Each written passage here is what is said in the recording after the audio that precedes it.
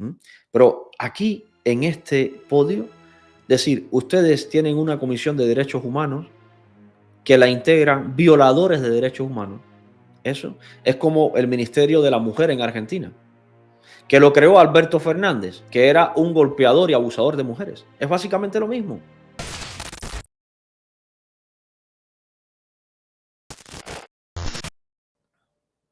Acá está lo que dijo Milei y vamos a escucharlo con atención. Unidas, los representantes de los distintos países que la integran y todos los ciudadanos del mundo que nos estén mirando. Buenas tardes. Para aquellos que no lo saben, yo no soy político, soy un economista liberal libertario, que jamás tuvo la ambición de hacer política y que fue honrado con el cargo de presidente de la República Argentina frente al fracaso estrepitoso de más de un siglo de políticas colectivistas que destruyeron nuestro país. Este es mi primer discurso frente a la Asamblea General de las Naciones Unidas y quiero aprovechar para, con humildad, alertar a las distintas naciones del mundo sobre el camino que están transitando hace décadas y sobre el peligro que implica que esta organización fracase en cumplir su misión original. No vengo aquí a decirle al mundo lo que tiene que hacer.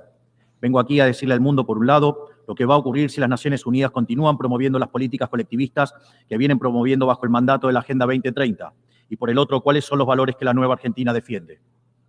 Quiero, sí, comenzar dando crédito cuando el crédito corresponde.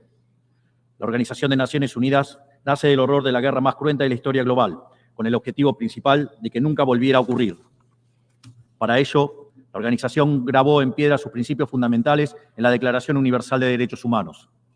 Ahí se consignó un acuerdo básico en torno a una máxima, que todos los seres humanos nacen libres e iguales en dignidad y derechos. Bajo la tutela de esta organización y la adopción de estas ideas, durante los últimos 70 años la humanidad vivió un periodo de paz global más largo de la historia, que coincidió también con el periodo de mayor crecimiento económico de la historia. Se creó un foro internacional donde las naciones pudieran dirimir sus conflictos a través de la cooperación, en vez de recurrir instantáneamente a las armas, y se logró algo impensado: sentar de manera permanente a las 5 potencias más grandes del mundo en una misma mesa, cada una con el mismo poder de veto, a pesar de tener intereses totalmente contrapuestos. Todo esto no hizo que el flagelo de la guerra desapareciera, pero se logró por ahora que ningún conflicto escalara a proporciones mundiales. El resultado fue que pasamos de tener 2 guerras mundiales en menos de 40 años, que en conjunto se cobraron más de 120 millones de vidas, a tener 70 años consecutivos de relativa paz y estabilidad global, bajo el manto de un orden que permitió al mundo entero integrarse comercialmente, competir y prosperar. Porque donde entra el comercio no entran las balas, decía Bastiat. Porque el comercio garantiza la paz, la libertad garantiza el comercio y la igualdad ante la ley garantiza la libertad. Se cumplió, en definitiva, lo que consignó el profeta Isaías y se lee en el parque cruzando la calle. Dios juzgará entre las naciones y arbitrará por los muchos pueblos. Forjarán sus espadas en rejas de arado y sus lanzas en podadoras. Nación no tomará espada contra nación. Nunca más conocerán la guerra. Esto es lo que ha ocurrido mayormente bajo la tutela de las Naciones Unidas en sus primeras décadas. Y por eso, desde esta perspectiva, estamos hablando de un éxito destacable en la historia de las naciones que no puede ser soslayado. Ahora bien, en algún momento, y como suele ocurrir con la mayoría de las estructuras burocráticas que los hombres creamos, esta organización dejó de velar por los principios esbozados en su declaración fundante y comenzó a mutar. Escuchen ahora. Yo creo que Milei ha hecho muy bien en recalcar que la ONU alguna vez sirvió para algo. Y es verdad, la ONU en sus inicios sirvió para mucho, entre otras cosas para que hayamos tenido décadas sin otra guerra mundial. Ahora, la organización comenzó a mutar y a partir de ahí es cuando Milei comienza a describir la realidad de la ONU de hoy, que, oye, yo he descrito esta realidad de la ONU muchas veces, ustedes lo saben. Y por esa descripción me han llamado loco, me han llamado, no sé, irracional. Yo he dicho acá muchas veces que la ONU es hoy, tal cual está concebida en su funcionamiento hoy, la ONU no es que no solo sea innecesaria, sino que es perjudicial para los países. Y por ello, algunos de los que se dicen oposición cubana, anticomunista, anticastrista y todo esto, me han dicho que yo soy un radical y que digo tonterías. Bueno, acá tienen otro tonto, Milei, que va a decir ahora básicamente lo que yo he dicho desde hace bastante tiempo ya. Recuerdo además el primer programa de la ONU lo hice en el año 2019 y desde ese año 2019 vengo diciendo exactamente lo mismo. La ONU no sirve, la ONU no funciona, la ONU es un cáncer. La ONU, más que inoperante, es ahora mismo peligrosa. Escuchen lo que dice Milei. Una organización que había sido pensada esencialmente como un escudo para proteger el reino de los hombres, se transformó en un leviatán de múltiples tentáculos que pretende decidir no solo qué debe hacer cada Estado-nación, sino también cómo deben vivir todos los ciudadanos del mundo. Así es como pasamos de una organización que perseguía la paz a una organización que le impone una agenda ideológica a sus miembros. Ahí está el peligro. La ONU ya no está para velar por la paz, porque la paz ha pasado a ser el interés de un grupo de países. Un grupo de países donde está ahora mismo Colombia, un grupo de países donde está Cuba, un grupo de países donde está la socialdemocracia europea. Por tanto, la ONU pasó de velar por la paz a velar por la imposición de una agenda de ese grupo de países. Sobre un sinfín de temas que hacen a la vida del hombre en sociedad. El modelo de Naciones Unidas que había sido exitoso, cuyo origen podemos rastrear en las ideas del presidente Wilson, que hablaba de la sociedad de paz sin victoria y que se fundaba en la cooperación de los Estados-nación, ha sido abandonado. Ha sido reemplazado por un modelo de gobierno supranacional de burócratas internacionales que pretenden imponerle a los ciudadanos del mundo un modo de vida determinado. Lo que se está discutiendo esta semana aquí en Nueva York, en la Cumbre del Futuro, no es otra cosa que la profundización de ese rumbo trágico que esta institución ha adoptado.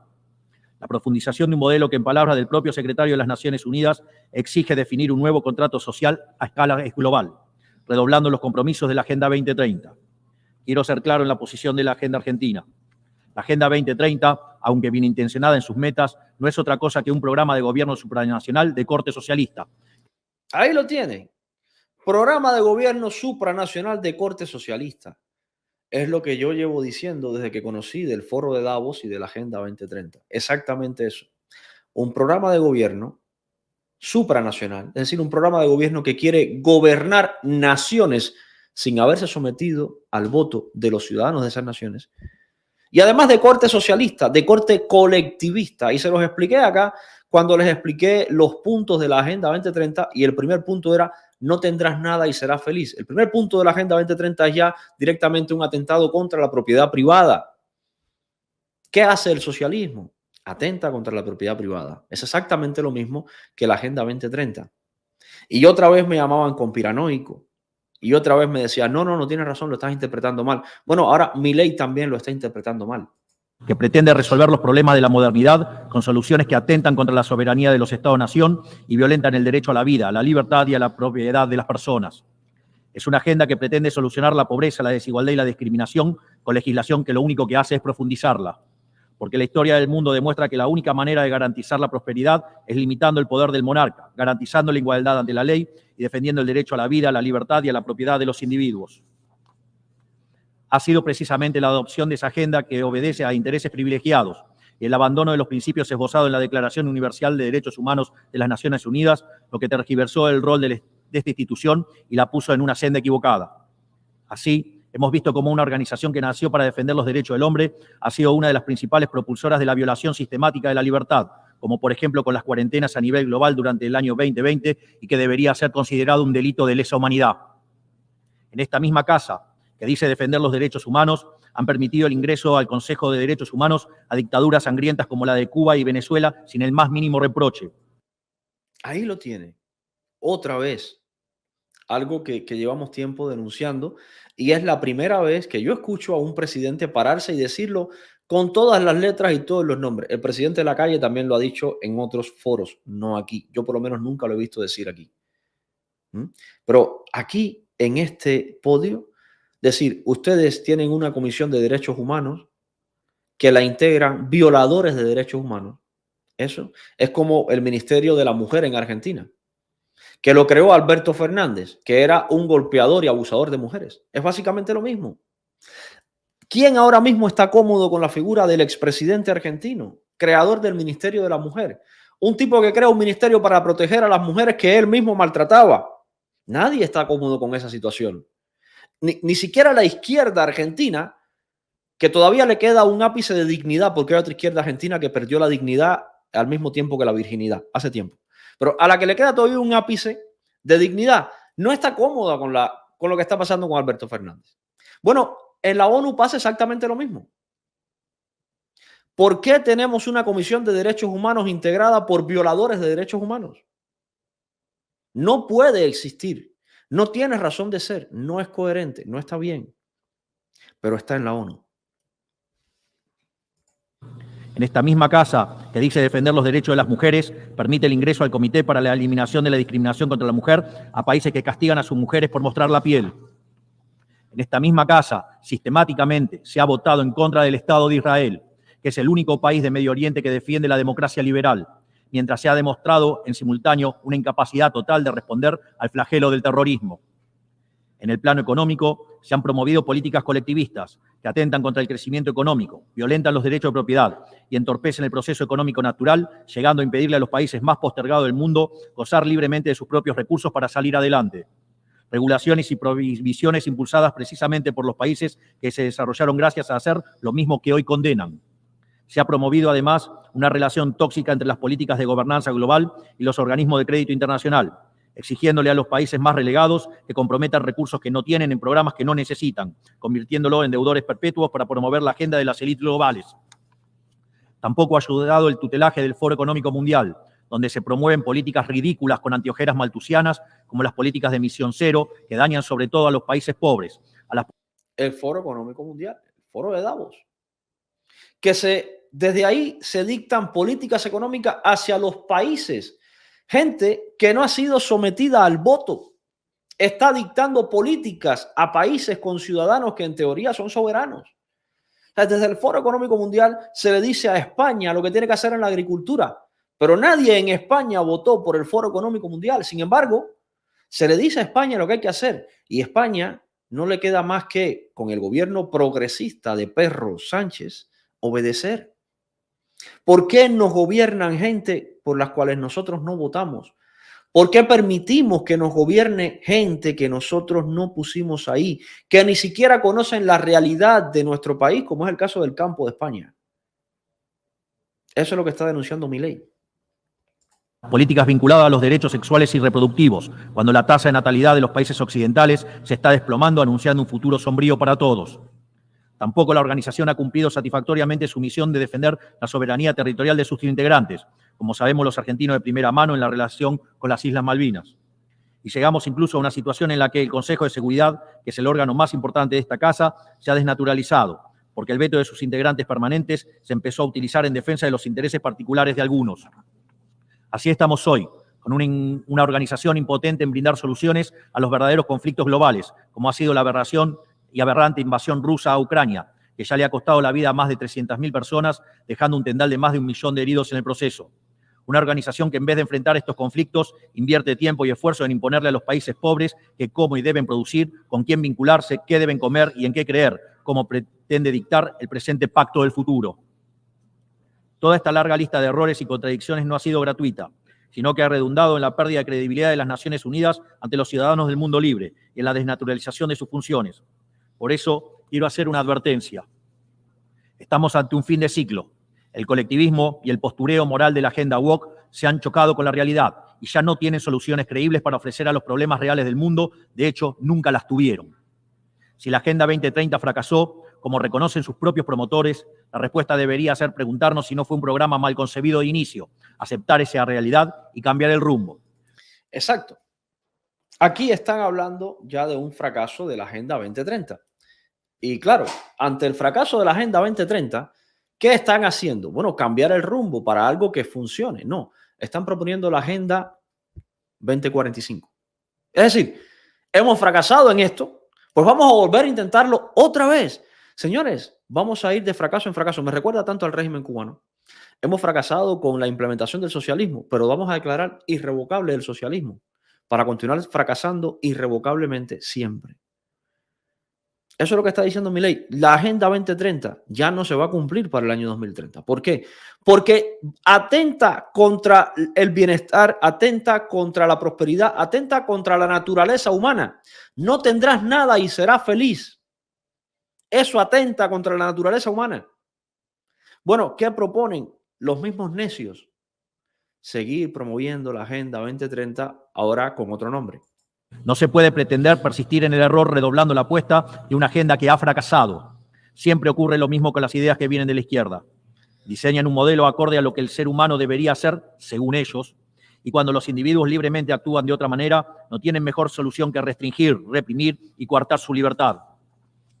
Nosotros en Argentina ya hemos visto con nuestros propios ojos lo que hay al final de este camino de envidia y pasiones tristes. Pobreza, embrutecimiento, anarquía y una ausencia fatal de libertad. Todavía estamos a tiempo de apartarnos de ese rumbo.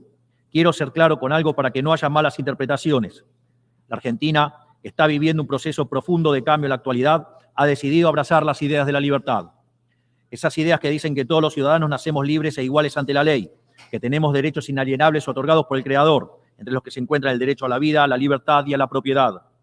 Esos principios que ordenan el proceso de cambio que estamos llevando adelante en la Argentina son también los principios que guardarán nuestra conducta internacional a partir de ahora. Creemos en la defensa de la vida, de todos. Creemos en la defensa de la propiedad, de todos. Creemos en la libertad de expresión, para todos. Creemos en la libertad de culto, para todos. Creemos en la libertad de comercio, para todos. Y creemos en los gobiernos limitados, todos ellos. Y como en estos tiempos lo que sucede en un país impacta rápidamente en otros, creemos que todos los pueblos deben vivir libres de la tiranía y la opresión, ya sea que tome forma de opresión política, de esclavitud económica o de fanatismo religioso. Esa idea fundamental no debe quedarse en meras palabras, tiene que ser apoyada en los hechos, diplomáticamente, económicamente y materialmente, a través de la fuerza conjunta de todos los países que defendemos la libertad. Esta doctrina de la nueva Argentina no es más ni menos que la verdadera esencia de la Organización de las Naciones Unidas, es decir, la cooperación de naciones unidas en defensa de la libertad. Si las Naciones Unidas deciden retomar los principios que le dieron vida y volver a adaptar el rol para la que fue concebida, cuente con el apoyo inclaudicable de la Argentina en la lucha por la libertad. Sepa también que la Argentina no acompañará ninguna política que implique la restricción de las libertades individuales, del comercio ni la violación de los derechos naturales de los individuos. No importa quién la promueva ni cuánto consenso tenga esa institución. Por esta razón, queremos expresar oficialmente nuestro disenso sobre el Pacto del Futuro firmado el día domingo e invitamos a todas las naciones del mundo libre a que nos acompañen, no solo en el disenso de este pacto, sino en la creación de una nueva agenda para esta noble institución, la Agenda de la Libertad. A partir de este día, sepan que la República Argentina va a abandonar la posición de neutralidad histórica que nos caracterizó y va a estar a la vanguardia de la lucha en defensa de la libertad. Porque, como decía Thomas Paine, aquellos que desean cosechar las bendiciones de la libertad deben como hombres soportar la fatiga de defenderla. Que Dios bendiga a los argentinos y a todos los ciudadanos del mundo y que las fuerzas del cielo nos acompañen. ¡Viva la libertad, carajo! Muchas gracias. Enorme, Milei. Viva la libertad, carajo. Claro que sí.